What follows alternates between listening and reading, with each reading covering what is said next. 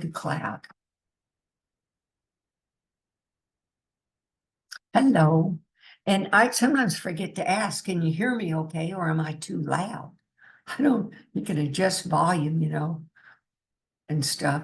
Because I accidentally got a hold of some video and it was going like, wow, but I had turned the video way up on my laptop. So it's like, okay. So good evening. Hello, hello. Today, can you believe it? It's July 2nd, 2024. Soon it's going to be July 4th. And in that, a neat comparison, Freedom Day, where, I guess the colonial people had enough of being under a king out of England and decided to break free from that. So this whole Course in Miracles and Dzogchen Buddhism is breaking free from the concepts and thoughts and feelings that were separate from our true identity, God, and our brothers and sisters. So hallelujah for Course in Miracles and Dzogchen Buddhism.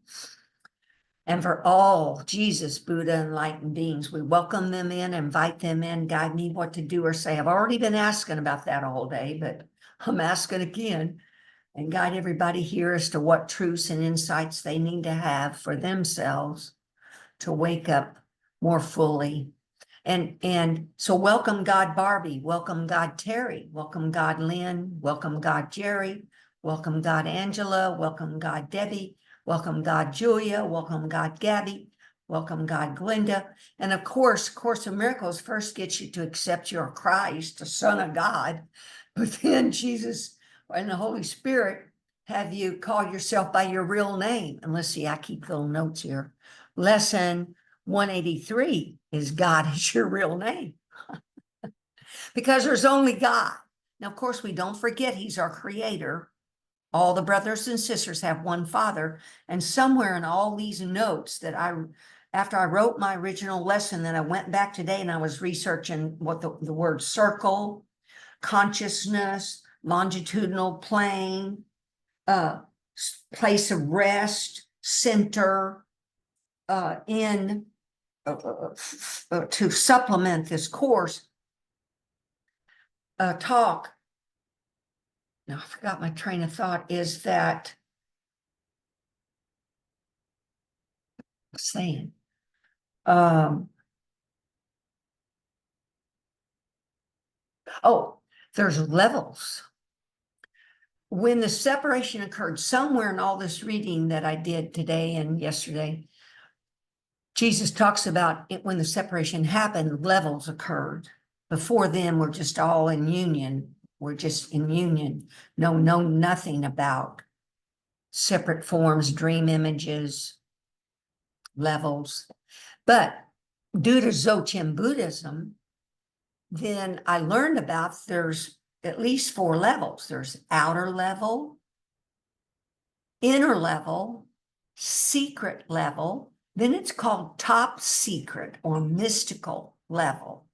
Now, why this is important is because I keep reaffirming with y'all, don't stay open, relaxed, surrendered, open you up further to these truths and these understandings. And then you get knowledge, you can get revelations, and you get, glimpses of that clear light, etc.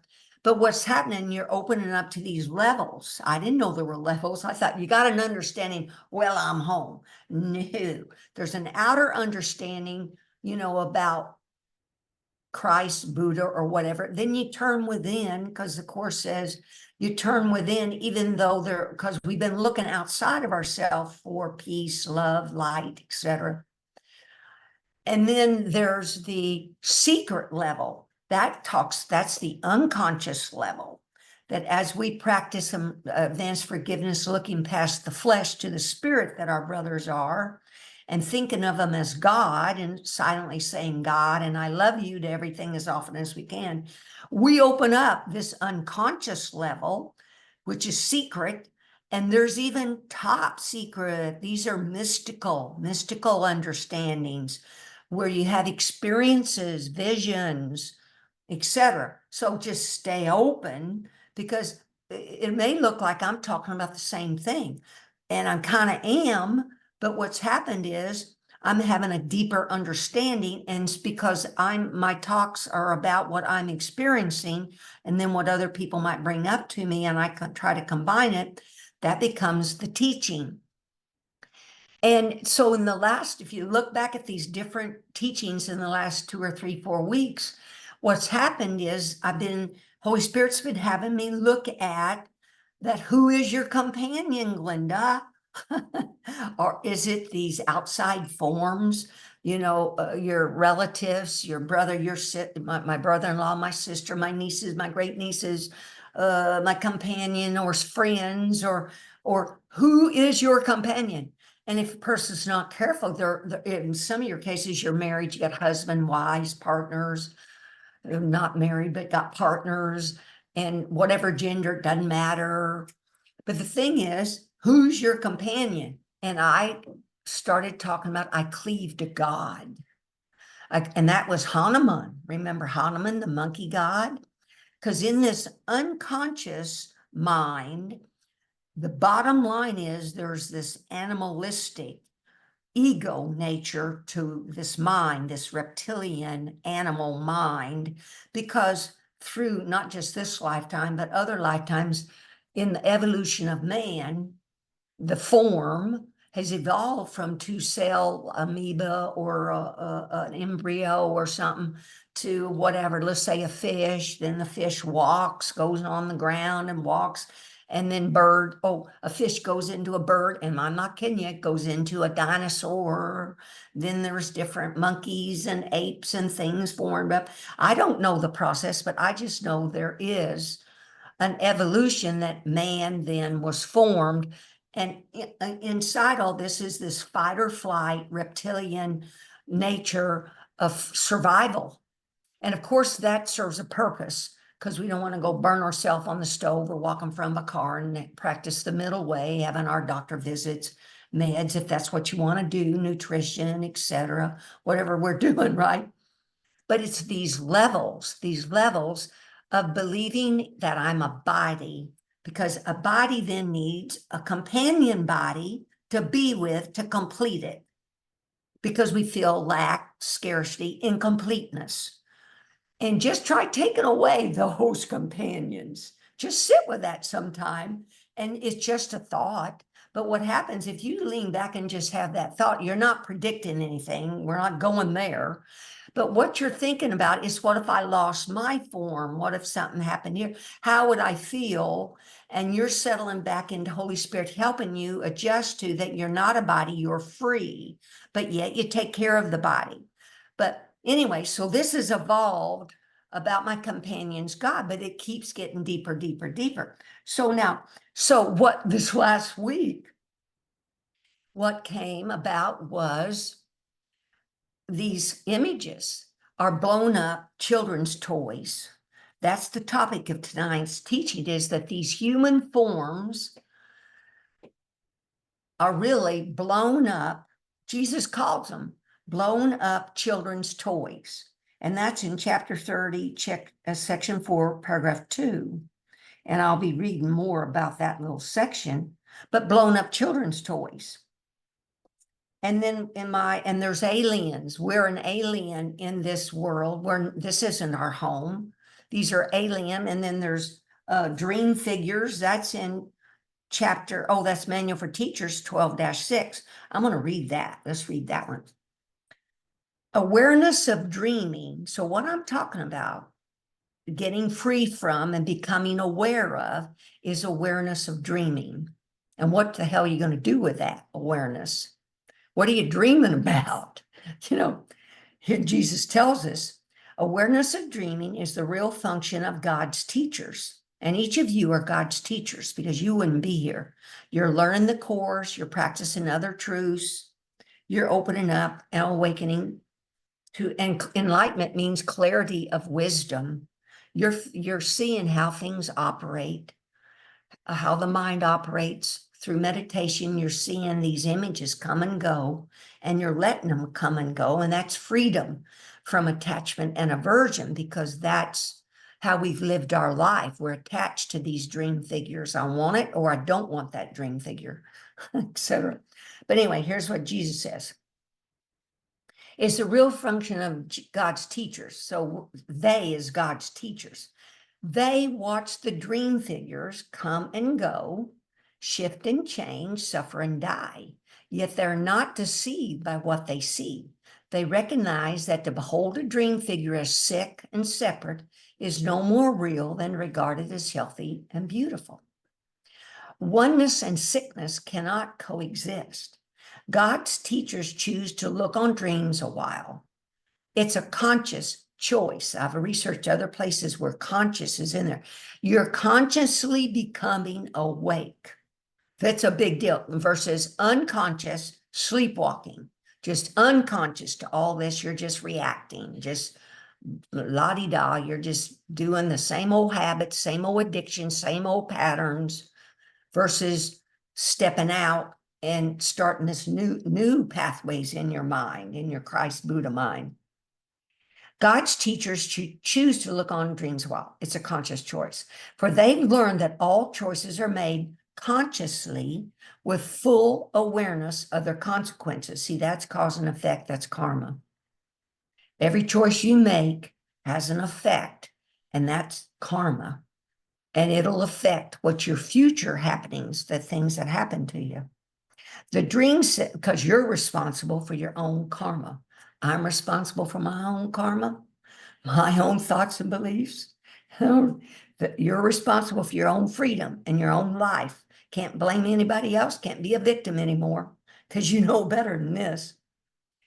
The dream says otherwise, but who would put his faith in dreams once they are recognized for what they are?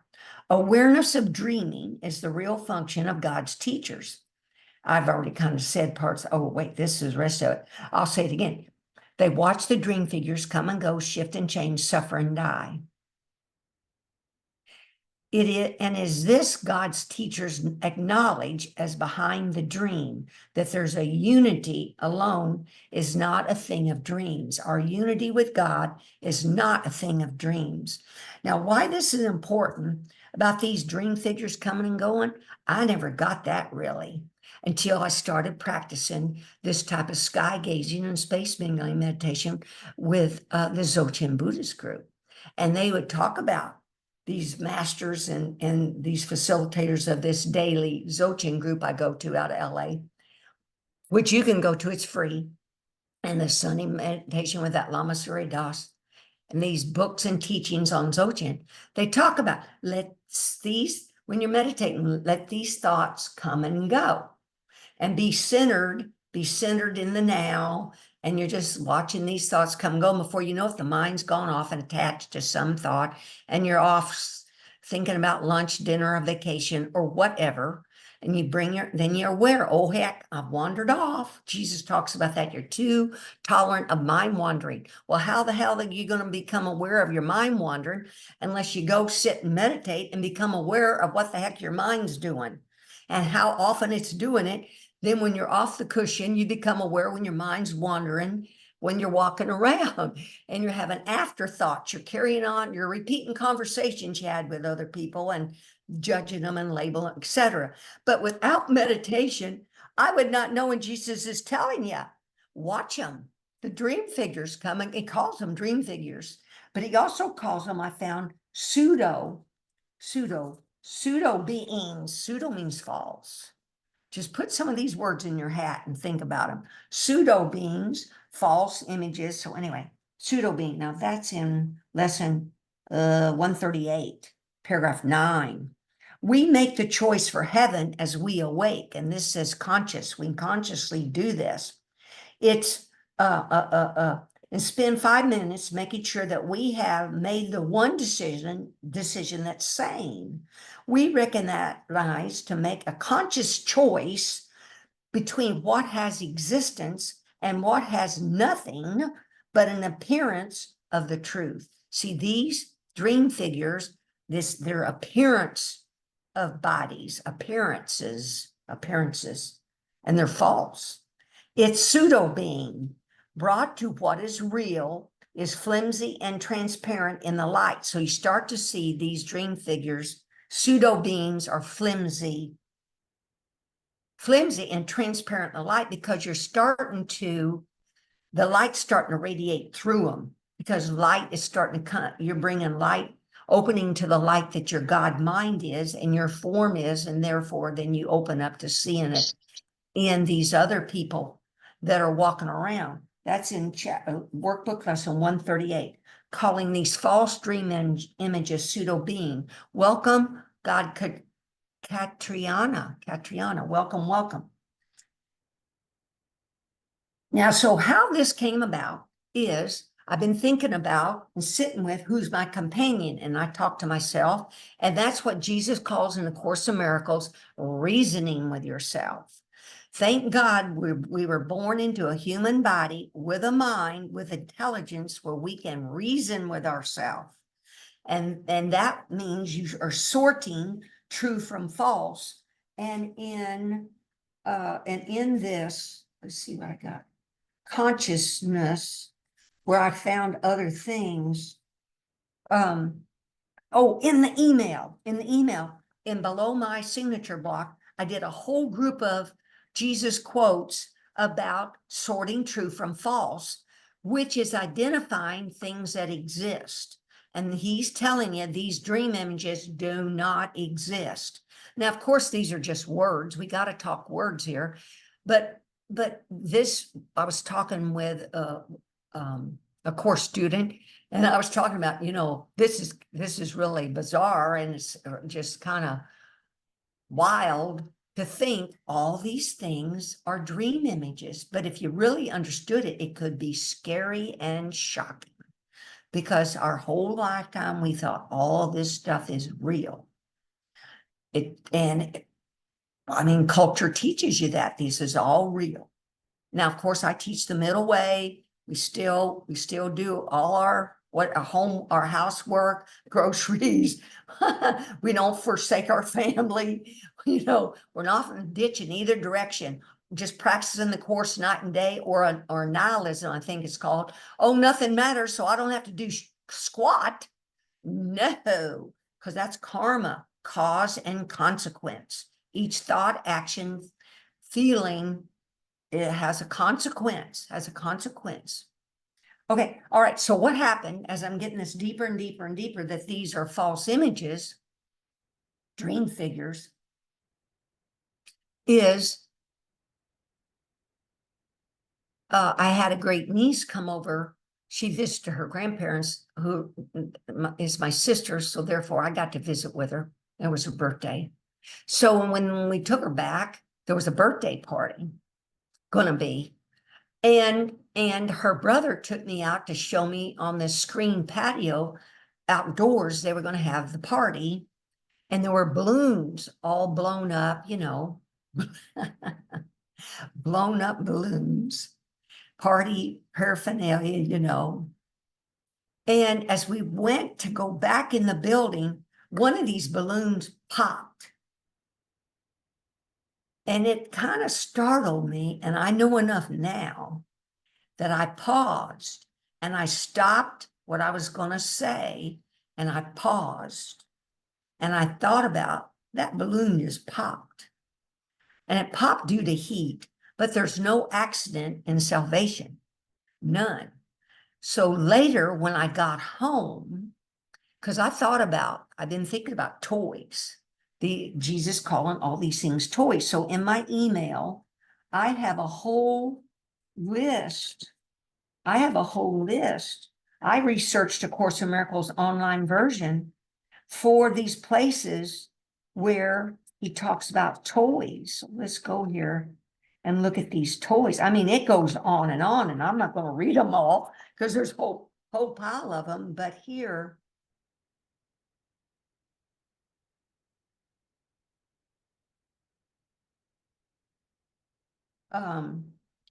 this was chapter 29, section 1, paragraph 8. Let's see. There's a wariness that is aroused by learning that the body is not real. The war is WARINESS. See what happens? We become defensive. This all be defensive because underneath in the unconscious mind, the unconscious, we have a belief that God threw us out of the Garden of Eden is after us, is vindictive, and sure as hell ain't gonna forgive us. So there's a defensiveness that causes a tension in the physical mind and the physical body, the human form. And therefore, that's why there's all this knee-jerk reactivity. And people don't know why they're doing things, or just knee-jerk doing this stuff, because it's defensiveness. And the bottom line, all the unconscious, the Course of Miracles taught, Jesus traces it all back down, is the fear of God and the fear of death. But we don't want to admit either one of those. But that's okay. The sooner you address this unconscious fear of God, you're going to be further along the line, and the fear of your own death. And that's part of this popping this balloon, is balloons come and go. Images come and go in our lives. And that means they live and die. So here Jesus says, learning that the body's not real. There are overtones of seeming fear around the happy message, God is love. People don't want to accept God is love, because the unconscious mind fears God and believes he's sure as heck not love. He's vindictive with vengeance. He's coming to get us, because some religions teach this stuff. But I'm trying to watch Gonzalo's come in. I want to admit him. That same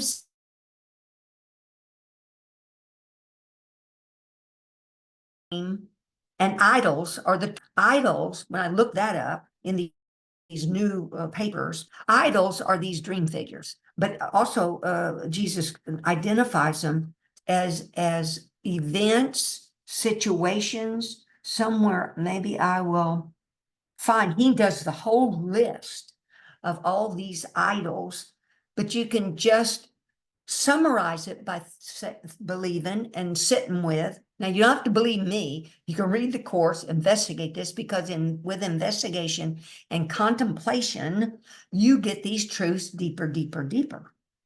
I'm just planting the seeds, and you take them or leave them, whatever the deal is.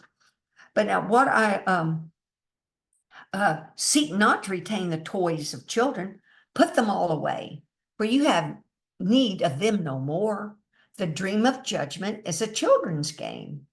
The real world still is but a dream. Oh man, this is chapter 29, ejects. Now, you can read this stuff over and over, year after year after year, but I'm asking you to take it to heart, to really contemplate it, sit with it, because you can save yourself years of suffering and time to wake up faster from this seeming illusion, this dream. Only forgiving dreams can enter here, for time is almost over. And the forms that enter in the dream are now perceived as brothers, not in judgment, but in love. The wearying, W-E-A-R-Y-I-N-G, dissatisfying gods you made are blown up children's toys. That's chapter 30, IV, paragraph 2.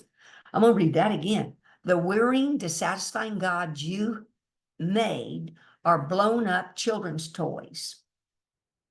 Okay, now here's what came to me as I've been sitting with this. Deeper, deeper, deeper understanding is in the Course. Jesus talks about the longitudinal plane, and there's a vertical plane. And I apologize, in my email, I really kind of got the wrong paragraph in there. And this is in chapter 1, section 2, paragraph 4. Because only in a couple places in the Course does Jesus talk about a vertical axis and a horizontal axis. And where they meet, there's a point. Picture vertical, horizontal. Where they meet, right here, there is a point. But it's not just a point, it's a circle. It's the circle of purity. It's the circle of purity. And it's where you really live, but you're just not fully aware of it yet. You touch on it once in a while, this clear light, this purity, the love that you are. But let me read this paragraph. In the longitudinal, the miracle minimizes the need for time. In the longitudinal or horizontal plane, The recognition of the equality of the members of the sonship appears to involve almost endless time. However, the miracle entails a sudden shift. Horizontal means the physical plane. That's the physical plane, the illusion of form and an earth, universe, all that. Miracle entails a sudden shift from horizontal to vertical perception. Wham! You go from horizontal to vertical, and you'll get glimpses of this holiness. This introduces an interval from which the giver and the receiver both emerge further along the line, along in time than would otherwise have been. And then Jesus says, the miracle, this miracle, substitutes for learning that might have taken thousands of years. Now, if people don't believe in reincarnation, why does Jesus say this is going to save you thousands of years? Because, duh, if we don't wake up from the dream, we reincarnate back in a form and get another try. And you don't know what form you're going to be in. It could be human form, bird, animal, don't know. But you know now you're in a precious human form with a precious human intelligence, this good intelligence, clean water, clean air, got plenty of food. You're not on the Ganges in India with dirty water, bad air, and diarrhea because you're eating filthy stuff. Bless their hearts, in the illusion, these things happen. But what I want to express is this Lama Surya Das, this last weekend, you pay for it, but there was a talk on living, dying, and the bardo, which is death, because that's one of these things we want to look at, to not have the fear of death. And in the fear of death, and in that bardo teaching, guess what he's talking about? He's talking about this axis. They don't call it the vertical axis, but it's the same, for me, it's the same thing. He calls this meeting point of vertical and here, the still axis of the turning axle of the center of the cosmic wheel. Now I'm going to say it again, the still axis of the turning axle of the center of the cosmic wheel. And he says, find your center. Assume your Buddha seat. He says, well, I say to you, assume your Christ seat. Just sit down, sit there, and stay. Abide in the clear light. So now I'm going to explain the clear light. So this meeting point, you can go to at any point. And I've never really tried to explain this before, so bear in mind, or I apologize in advance if this doesn't go that smooth. But this is what I'm practicing and have practiced for several years, but not really thought about teaching it. But because this showed up in front of my face, I was doing that bardo teaching, because in death, a person can wake up from the dream in the bardo, in that moment of death. If during this lifetime you have been meditating, become aware of this clear light. Now picture clear light. You can't see clear light. Jesus calls it's clear light or spaciousness. Dzogchen calls it emptiness, vastness, but it's clear. It looks spaciousness. But till you get accustomed to clear light, just picture when a person's dead or laying there dead, there's a mental body, but there's a light body. And that when the mental body dissolves, this mind doesn't have a body to hang on to. It just goes wild because it's not corralled. And so if you've not been training your mind to go to the light, because I explained to you, just go to the light, and becoming aware of letting thoughts come and go, all these thoughts are showing up. And you're like, wow. So, but you've been training, and you can let these thoughts come and go. And you've known to ask Holy Spirit, Jesus, Buddha, help me in that death stage, that when it happens, because you can awaken in that moment. You can go to the light and be in that full enlightenment can occur, etc. But yet in this lifetime, we're practicing so we can become aware of this clear light that's our mind, our God mind. The God mind is all our minds, but etc. But anyway, so he's talking about this steel axis. So here's the thing. So picture, we're going to do a little meditation here in a bit, but I'm going to cover the deal. So picture this, what I picture. The Son of God decided he wanted a Garden of Eden, something to play with, some dream figures. See, he didn't get tired of that clear light. I don't know what the heck, but that light is always creating. It's always creating. Whatever it's always creating. But the Garden of Eden, so what happened then? They're in this circle, this pure light, this still point. It blew out the breath of light, or blew out light. And the light is the great ray that Jesus talks about in the Course of Miracles. That light then came out and animate and made there's flat forms out here like caricatures or Muppets. And when the light and breath blew out, it animated these little flat forms and made them, give them some dimension, right? Like, look at our little figures. We got dimension. We're blown up children's toys. That's what Jesus calls them. And the blown up balloons. Because also you can feel like you're floating as you wake up, because you are. You are light and air. Spacious, clear light in this form, floating in the clear light of God mind. But you're not just in the light, you are the light. There's no separation. But anyway, so picture the Son of God, he makes the Garden of Eden, and he's playing with these images, and at any given time, he can just discard an image, just take the light out of it, and it pops, it's dead. It's laying on the ground. But he knows that image is false, so it doesn't bother him. He just goes off with another image and animates it. He's playing with these images, but when we fell asleep and believe that we're a form, a body, an image, we forgot that we animated these images. So we get very, very, very, very upset if one of these images dies, or thinking about we're going to die. And then we get maybe very, very, very happy when a new one's born, because woo, a new one's born. But they're animated by the God light. That's what the Son of God's doing in this whole Garden of Eden. But what it is a turning wheel. It's a turning wheel, a circle. So in the still center, picture like a wheel that's got hubs, but in the middle of it, there's an axle, there's a center, there's a circle in the middle.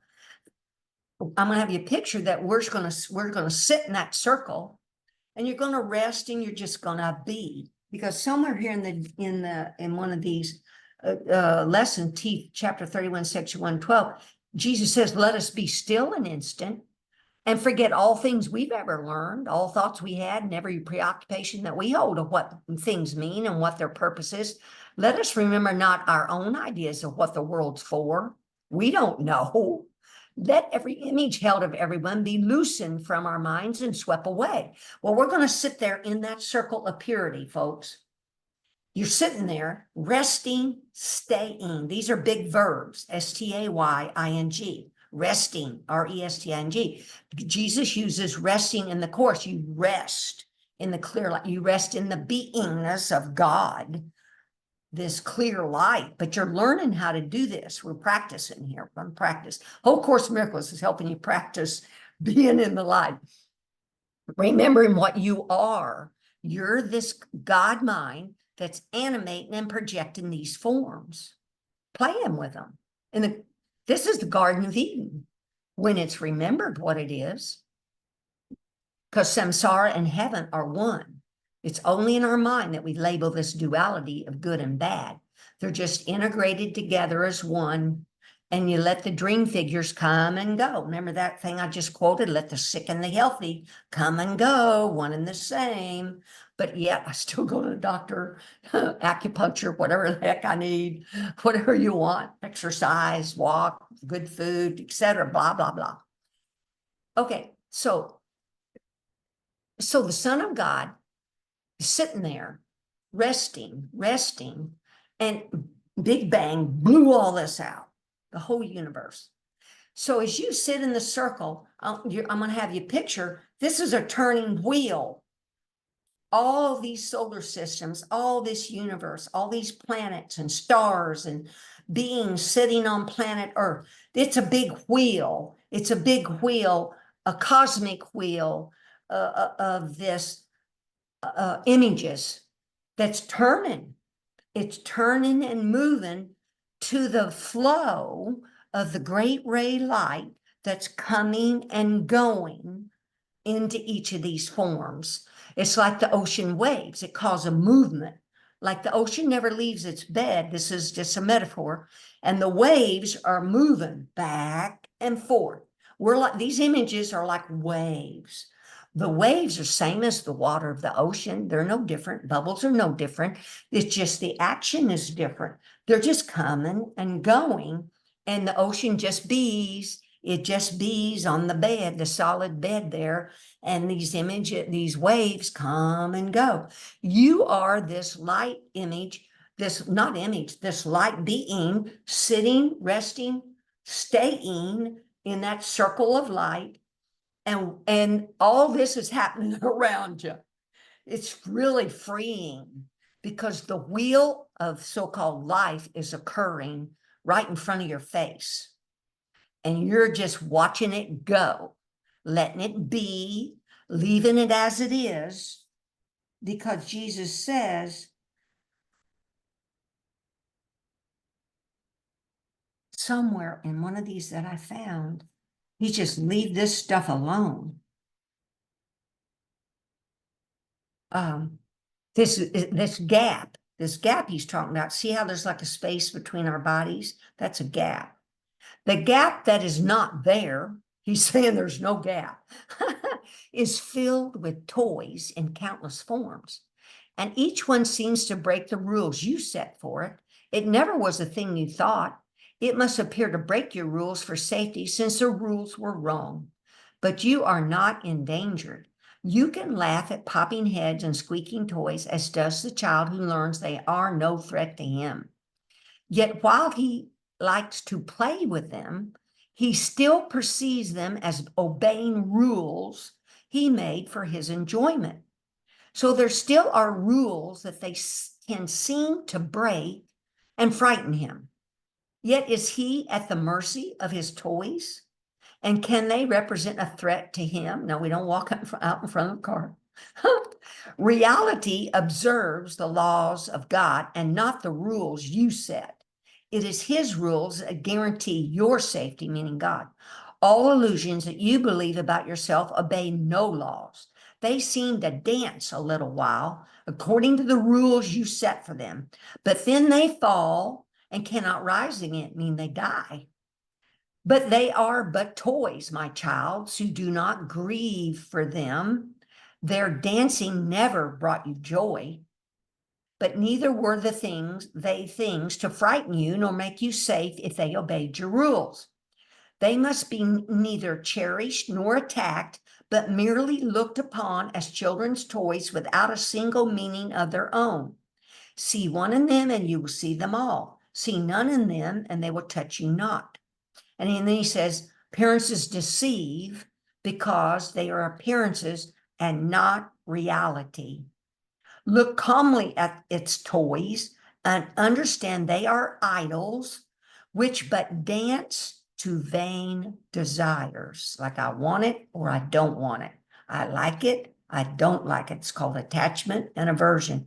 Ignorance about how the dual human mind works. In duality is twoness, good and bad, healthy, sad, ugly, pretty, our desires, fantasies, of things we want our toys to do. One mistake is you think they're real.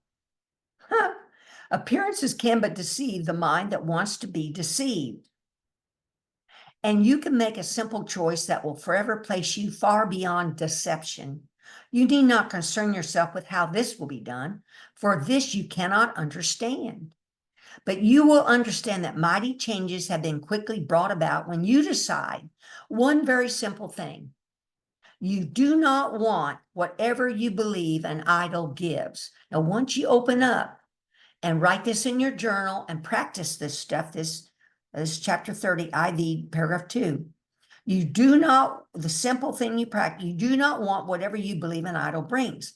For thus the Son of God declares he is free of idols, and thus is he free. Now, of course, this is called faking it while you make it, because this will take, levels and steps. You just are practicing, but I'm just bringing to you this visualization that I want you to do about this. Let me read my notes about this center point, this pure circle, this pure center point. And in the Course of Miracles, Jesus calls this the beginning. And your starting point is truth, and you must return to your beginning. This is in, let's see, where's this? Chapter 3, VII.5. Now, I never used to understand none of this. But the beginning is this pure, where they intersect, where the Son of God is sitting, resting, abiding in his God mind, and has the idea to go project these Garden of Eden. Everything's happy, fine, and dandy until he believes he's one of these forms. But now, what I want to get at is that point where a Son of God decided to go project out the Garden of Eden, that's the beginning. And in Dzogchen Buddhism, they call it the beginningless beginning. Because in reality, none of this ever happened. Beginningless beginning, and it's also called the groundless ground. Because none of this ever really happened. These are just projections. This is just a game. But anyway, here's what Jesus says. Your starting point's truth, and you must return to your beginning. And that's why I'll be emailing out these other truths I found about consciousness where you make these choices. But I mean about sorting truth from false, because Jesus is saying your starting point's truth. Well, you got to figure out you got to sort truth from false. And you can do this. I'm going to read this. Much has been seen since then, since this beginning, this blowout of the Big Bang, but nothing's really happened. Yourself is still in peace, even though your mind's in conflict. You have not yet gone back far enough, and that is why you become so fearful. As you approach the beginning, you feel the fear of the destruction of your thought system upon you, as if it were the fear of death. There is no death, but there is a belief in death, of course. That's chapter 3, section 7, paragraph 5. Then here, this is chapter 4, section 2, paragraph 9.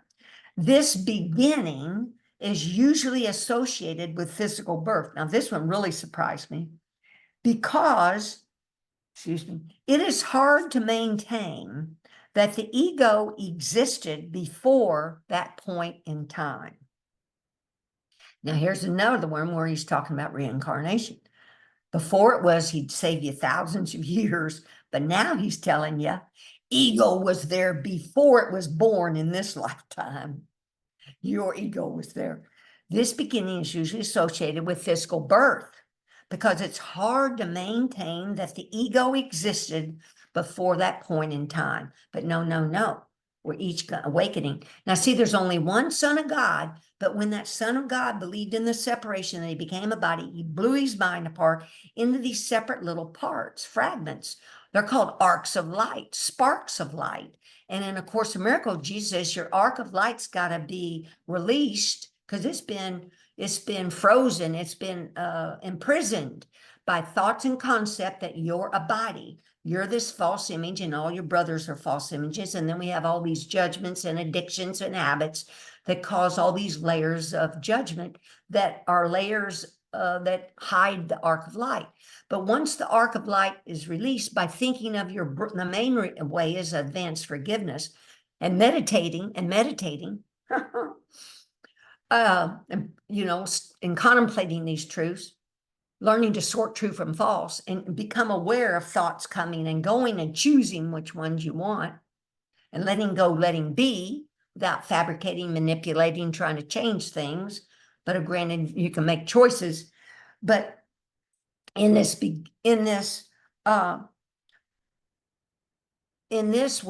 we believed we're formed, I don't even know how old all this is, if it's millions of years or whatever the hell it is. And it doesn't matter, other than I try to explain to people, this is why that the guilt, the unconscious guilt, is deep as an iceberg, that we've done these things wrong and God's vindictive. He's going to get us for doing all this. Not true. All false. These are simple errors that can be overlooked. Somewhere I've got that quote too, just simply overlook them. Look beyond the error to the spirit that's here and not the flesh. Is that simple? But it's practice, sticky notes around about practicing. But that's why the waking up can take a bit, and there can be these ingrained habits and addictions where we might even need some psychotherapy to help us, because it's just big addictions, ruts, same habits over, that we're trying to shift into new habits. But anyway, because it's been from the beginning of time when the Son of God believed he was abiding. And here's one of the last quotes about this beginning point. Your part is merely to return your thinking to the point at which the error was made. Now, that's what I'm asking you to do. Picture the point where the vertical axis meets the horizontal. It's a circle of purity, and you sit in that circle. And so we're going to do that. Bring your part is merely to return your thinking to the point at which the error was made. So if you would just kind of relax in your chair, and I wrote this all up in a document, so I hope I can, about things I wanted to cover when I was talking about this. I'm not sure the word is, so I'm gonna wing it.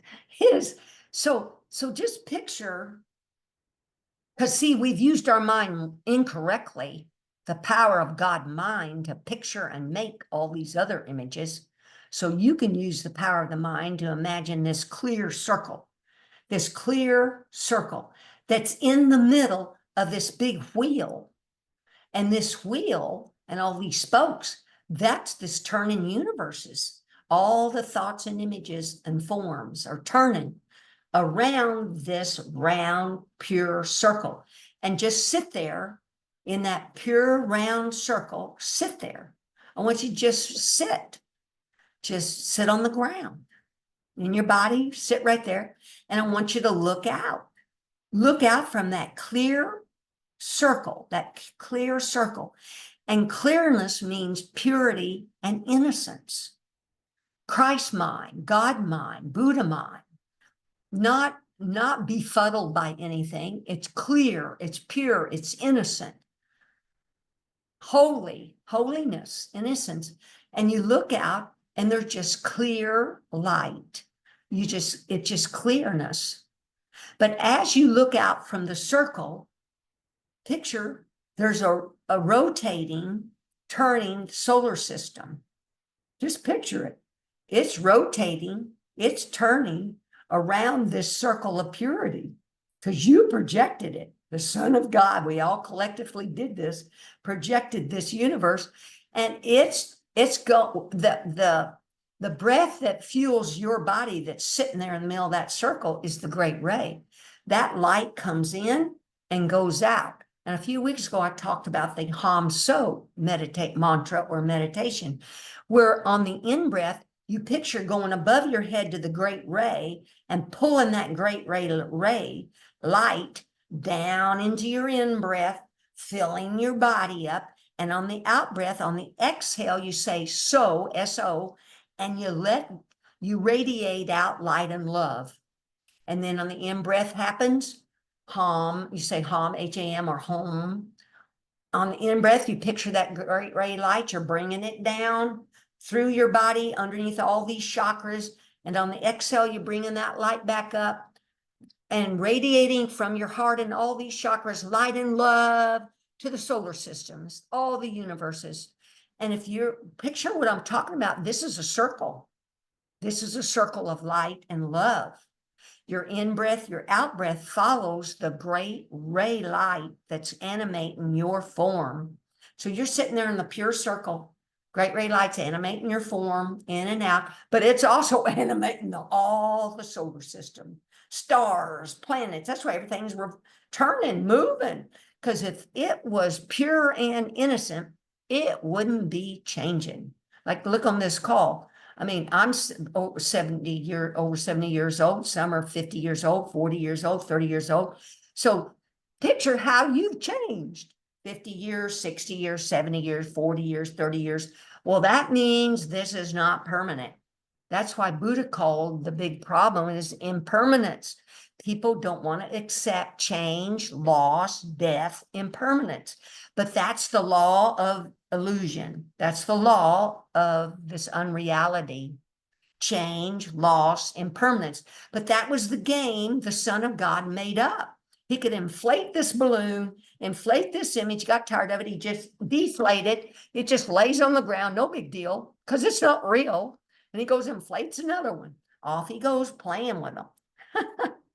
Now, we're not going to go kill anything because these forms are a form that can bleed and have suffer and have pain. We're not doing stuff like that. And we're not going to mutilate the form. I'm just explaining the big truths. These are big truths that you can sit and contemplate with this big universe of form, that these images are coming and going based on this law of the illusion, the breath, the light. When that light got injected, radiated into the form, and with it went the breath. And when the breath stops, the light stops coming in the body as well. Well, but yet, when the breath stops, remember I was talking about in the Bardo, they teach these Tibetan people really brilliant.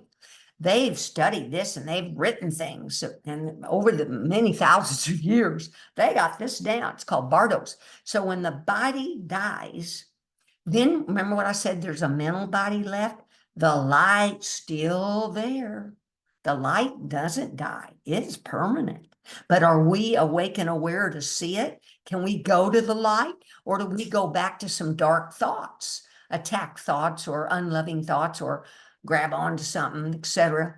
But so that's why we meditate, so that we can become aware of thoughts coming and going. See, I have a mala bead around me. If you let this thing, let your thoughts and feelings come and go, they're coming like these, going and coming like these beads on this necklace. Oh, but until I grab onto one, then guess what happens? That movement of the great ray light is still wanting to go. It's a law. And so I get, what do I get? Rope burn. I suffer because I've grabbed on to these thoughts. I believe they're real. I'm going to go to the bank with them. Till suffering, and we learn from suffering and pain and let go. But now pain's another way for the body to help it heal it, where we breathe through it, acupuncture, massage, whatever they have us, we do, blah, blah, you know.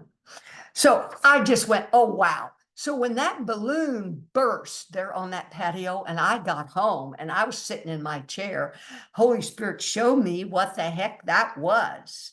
That was the blown up children's toy that just popped. It's dead. And it was flat. The little flat vine, like Macy's Thanksgiving parade. Picture that deal. All those workers are sitting back there, got these big, tough vinyl caricatures, figures, cartoons, they're all flat. Then they take these big hoses with air in them, and guess what they're doing? They're pumping air, but it's pumping light, air into these forms that float around. And we watch the circus, we watch the parade, and we think, oh, isn't that cartoon cute? Isn't that figure cute? Oh, we see what Snoopy or whoever, whatever, what. Oh, that's so cute. Oh, that's so cute. But we don't think about those images are replicating the images that we've made and projected and believe the hell are true. So guess what happens when the parade's done? They let the air out of all this stuff and they're all flat again, and they go stack them somewhere and save them for next year, or go fix a hole in one or whatever. Is this funny or what? But it's not funny because it's tragic. We are very, very, very, very sad. And I don't discount grieving. And I sure as hell would not go to a funeral and say, what? Because Gary Renard said this before when I've been to seminars with him. Don't go to a funeral and say, what the hell are y'all crying about there? There's really not a body here. Of course, we're not going to do stupid stuff like that. Because also in meditation, in Dzogchen meditation, after we're done letting these thoughts and feelings come and go and sitting in this clear light. So now I picture sitting at the point, the still center of the turning wheel of the turning mandala. You're rested in this still light, STILL, center, still center of this, watching thoughts come and go and just be, and you're resting. And that's the ultimate goal of all of this. And that's what Jesus wants you to do in A Course in Miracles, is rest in that clear light and just be. It's called beingness, meaning you just be, you just rest and be in the clear light, let things come and go, and remember what you are. You are this light and this love, and all your brothers are this light and this love, but you're resting and being. That's the goal of A Course in Miracles and Dzogchen. That clear light in Dzogchen is called Rigpa. It's this clear, spacious light. Same thing that Jesus talks about. So that's the beginningless beginning point that Jesus asked you, go back to the beginning. Your part's merely to return your thinking to the point at which the error was made. So where was the error made? There at that circle of purity. You're sitting there, you're pure. Where's the error? In that purity, your form's sitting there. You have the thought, oh, I'm a body. And you went out here walking around in the wheel in the turning universe, believing you're a form out there in front of you. You're not light. This other stuff's not light either. It's real. It is. Isn't that beautiful? I just went like, wow. Wow. So I knew, see, the thing is, whatever shows up in front of your face, we take it as a learning possibility. Things are not by accident. Now, but I also teach before I leave the house, I'm always aware of what thoughts I've got. Oh, I want to share something here. Is this thing about you're watching these thoughts, you're watching what's going on, and you're not resisting. So this niece that was visiting, it was her birthday, so we took her out, and it was my sister's birthday, 7 days before, so 2 birthdays. So we went out to eat, right? So we were out to eat, and there was 4 of us, and I didn't think to ask, because I'm used to, if you want to pay a bill, you can split it with credit cards, because I get air miles, so I'm always doing stuff, rewards or whatever. So I told my brother-in-law, I'll split the bill with you. So we go up to the register to split the bill. So I just, here's my card, I want to pay half. Well, it didn't work. Here's what's even more interesting is there were 2 cashiers. One lady had to come over to the other to help her. But you know that the computer, usually you put the tip on later. This computer put the tip with it in this bill. So therefore, it looked like the meal was more than it was. So the waitress wasn't going to get her tip. So my brother-in-law are saying, oh, wait a minute, we got to get the tip to the lady, right?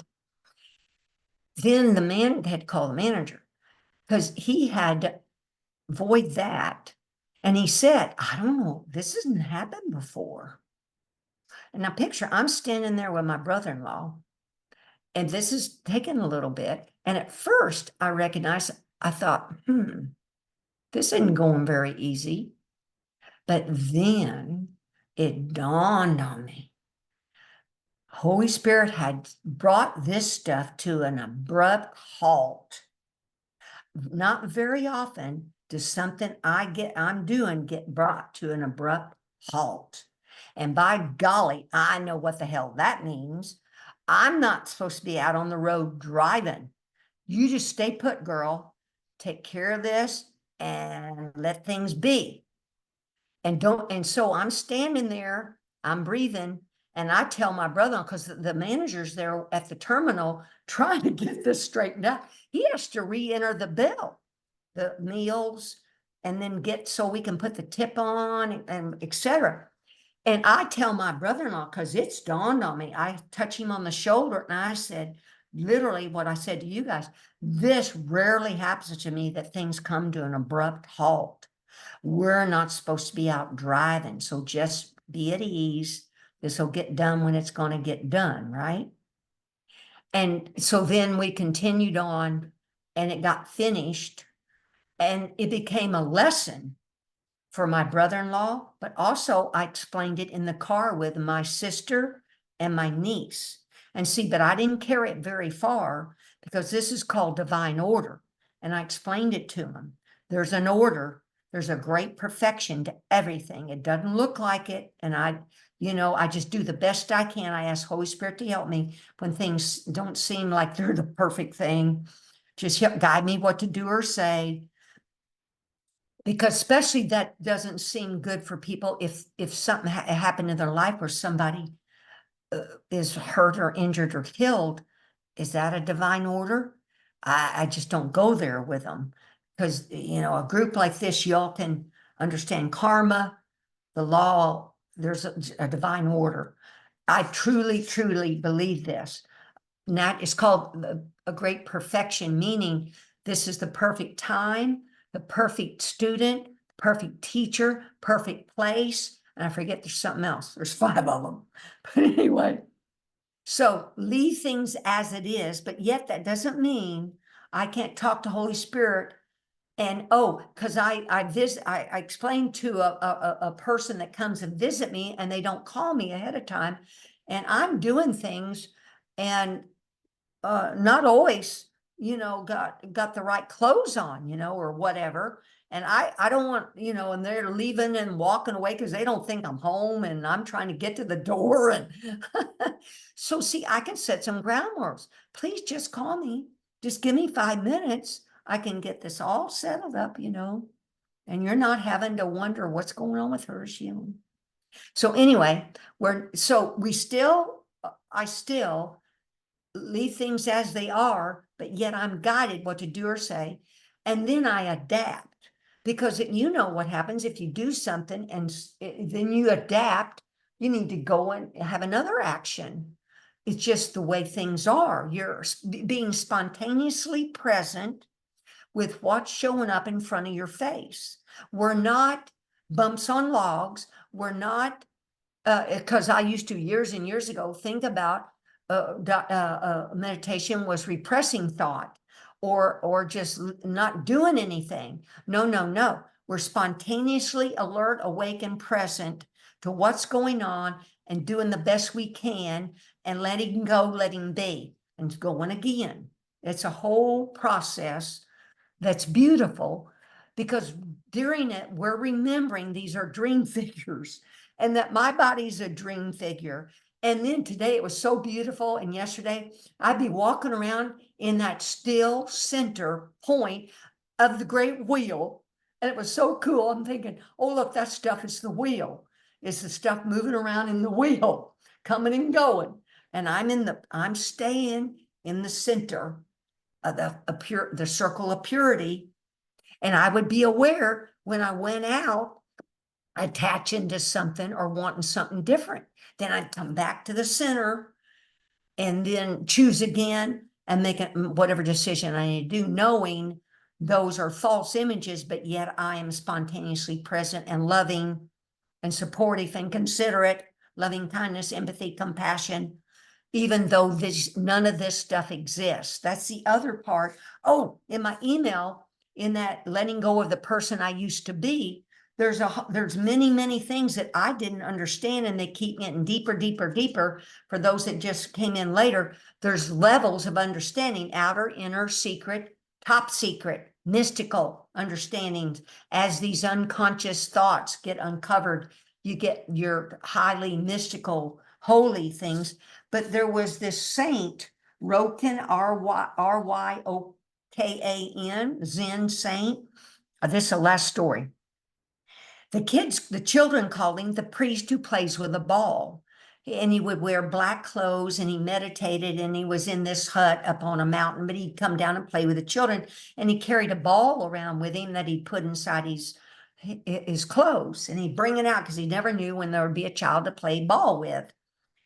And then he wrote poems.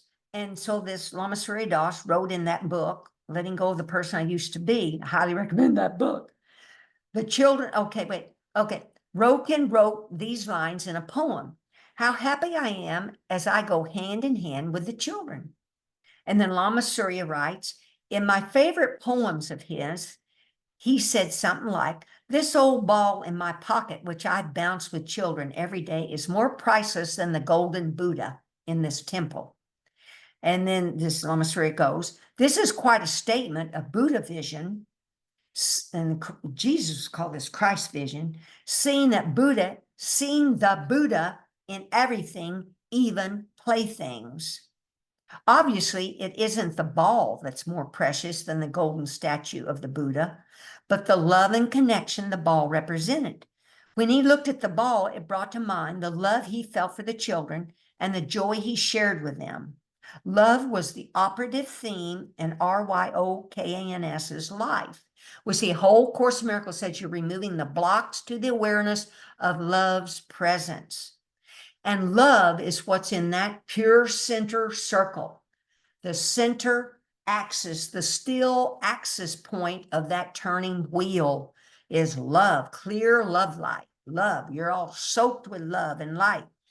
But how I took that story was, I can play with these children, meaning these toys, and all these playthings, and I can enjoy them. I can enjoy you, brother and sisters, while I know none of this exists.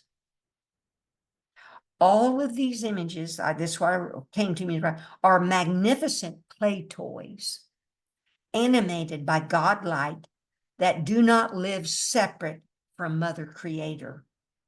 All of us inner be together in the clear love light and can play together, dance together in the clear light. And I ask Holy Spirit, Jesus, Buddha, and light beings to help me, guide me what to do or say. But see, what it is we're all interconnected and inner be in this light that's flowing out of all your forms. The light is continuous. The love light is continuous. It's flowing, and it's interconnected, and we inter-be. We're not separate beings. We're not separate spirits, even though as we fake it while we make it, we identify that they're Christ brothers and God, we're each God. But in that beautiful, you still can play and enjoy this magnificent, wondrous Garden of Eden, but yet you're aware this is false images, dream figures, and you're not sucked into them.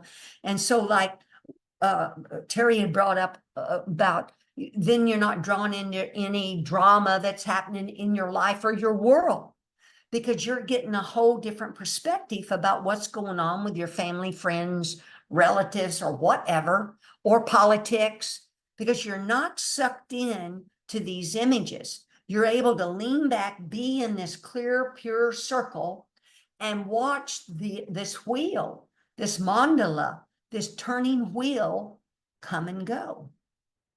It's so beautiful.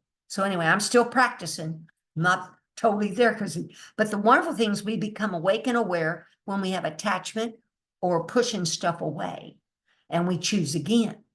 That's all we can count on, because that's part of this human form that we're living in, this human existence. Thank you all for coming out. Now, before we leave, each of you go around the room and think of every person here as Christ, Buddha, God, whatever you want to call them. Holy God Barbie, Holy God Angela, Holy God Gonzalo, Holy God Terry, Holy God Katriana, Holy God Jerry, Holy God Debbie, Holy God Julia, Holy God Gabby, Holy God Lynn that had to go, Holy God Glenda. Thank you, thank you, thank you. Now, before I stop the recording, anybody got a thought or comment before I stop the recording? Yeah, I got something, Glenda. Yay. Hi, Gonzalo. Hey, what's happening? Great. Hey, So great to buddy. see you and everyone. Yeah, good to see you. I'm off from work, so I'm happy about that. Yay. I was Making, hoping, I love it that you make time to come here. He works and then he shows up in the yeah, it's weekend. beautiful not feeling rushed. So I'm soaking that part up about the whole time thing not being a factor. So when you said about looking about and seeing light, I just thought about today. We get these sort of drifts where we feel really irritated by this world experience because we're starting to vibrate higher and higher into our God awareness. So the world, the earth doesn't seem so homely anymore. It doesn't seem so normal to feel, rooted and grounded and like imprisoned in this separation. So there's bouts now where I'll feel irritated more so than before because I don't tolerate it as much. It doesn't feel at home. So I was just simple, instance today. I was driving on the highway, and it was one of those things where I just kind of really didn't want to drive. I've been driving over that bridge every day for 25 years. Like, and so I just immediately remembered this teaching, and I started just looking about the car, everything in the car, my hands, my arms, my legs, and so this is the creator behind this. It's not the images. We don't worship the images, but they're reminders of the creative force Yes. behind that enabled us to make those images. That's the key. We're not worshiping, hey, we're worshiping my Yes. car, and not about that. It's just saying all of this stuff reminds us about the immense God power that is given to our minds to be able to make that stuff up. That's the Yes. stuff, that's the game we want to play. Yes. We can Yes. use We're that. God mind in a body. Yeah. Yep. And if we can Awake. use that game and use that uh, uh, purpose for our imagination, then the day looks a whole lot better. We don't have to believe a damn thing. We can go through the day, just in fact, give ourselves a break. We can say, hey, I don't believe it. I believe this whole oneness thing is full of shit, but I'm going to just make my day more interesting by playing this game that I'm just projecting this whole world out that this is all coming Yes. from one. I'm just gonna play this game. It makes a huge difference to just play the game that really Jesus is wanting us to play. Um, a huge difference because we start to pay attention to things like, okay, I don't really believe it, but what if all this stuff is coming? We start to pay attention more, and that's what he wants us to do, is to really pay attention to where our minds are not flopping around and imprisoned and enslaved by this world of images, but to really pay attention to that flow Wow. that we're Yes. putting out there. And that changes everything. I mean, in an instant, it changes it, like today when I was driving. So, I just give that to everybody just to remember. It really lights up our day. Yeah, well, you Literally. became awake and aware. Then you are awake and aware, as mindful, because not sleepwalking, not addicted, doing the same old thing over and over. And you've are opening up to the game, this game that's happened that Yeah, we yeah, absolutely. rejected and made here. Yeah, with everything. I think Aaron Appy said something. He said, try it with your addictions, right? Having a smoke, having a drink. He said, try it with your addictions. That next time you go to whatever your addictive behavior is, imagine that you're projecting this out there and you're in service to the creator. Even with your addiction, he said, said, you know, watch how the attachment to that thing changes when you say, okay, I'm gonna have this smoke, I'm gonna have this drink, you know, whatever, you know, I'm gonna do this in service of the creator. Yeah, And it sounds like crazy to the world, no, but it's what not. happens is that he's walking us through extending, being that light in everything, even the stuff that we say, oh, we shouldn't be doing, it's not spiritual. He's having, you know, us embrace all of it as part of the world we made up. So I just, you know, I like his shared with Terry about the law of one teaching. He teaches from the law of one and the course. Yes. Um, more law of one language, you know, but I really feel it helpful because it kind of simplifies our purpose, which is one, which is to serve the creator. And we do that by remembering all day long, you know, that all this stuff is coming from our one creator, you know, and so that's anyway, that's very Yeah. has been very helpful stuff. Oh, I'm way reading to it again. go. I told you. I'm reading the law of one again. It's really slow because I want to just kind of soak it in again. So I have the Law of One books too. I agree with you. I read a variety of books. But yeah, see, you stop to think about what that light, the light that's for inside that's projecting these images. But the bigger, when we can remember to think about those people in those cars as you go over the bridge, God, God, God, those figures are God. I love you. I love you. I love you. You know, and at a stoplight, you pause, those people that are there and yeah, the it clear changes light.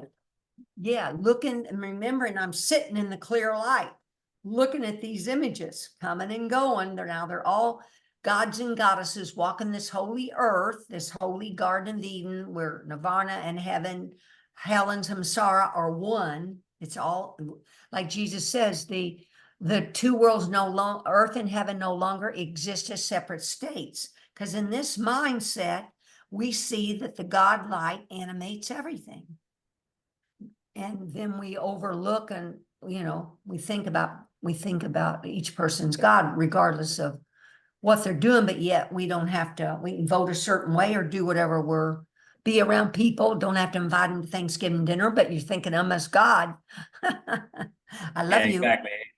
Yeah, we don't lose our practical sense about it. So that's important, you Yeah, know, good point. because you know Yeah. that would be not genuine, and we always want to be a Oh, genuine. yeah, So good point. we don't lose our practical sense because it's not practical to be around some certain people and certain things. It's just not practical. Energetically, it's not supportive. So, you know, Good. that'll help us get through the guilt of okay, I gotta hang around or I Oh, should no, fake, really that's help fake. It's fake. get No, it's fake. authentic. No, we're becoming natural, authentic, genuine, except we're considerate, loving, and compassionate, but yet right. Don't have to invite the people to Thanksgiving dinner. Thank you, Gonzalo. You're a treasure to be here. Thank you so much. Thank you, thank you. Anybody else got a thought or comment before I stop the recording? People love to hear what you all have to say. Anybody's got something, it's fine. Okay, cuties, I'm gonna stop the recording. Can you believe it? July 2nd, 2024. Happy 4th of July, everyone. Hope you all have a safe, happy holiday here. I'm gonna stop the recording. Stop recording.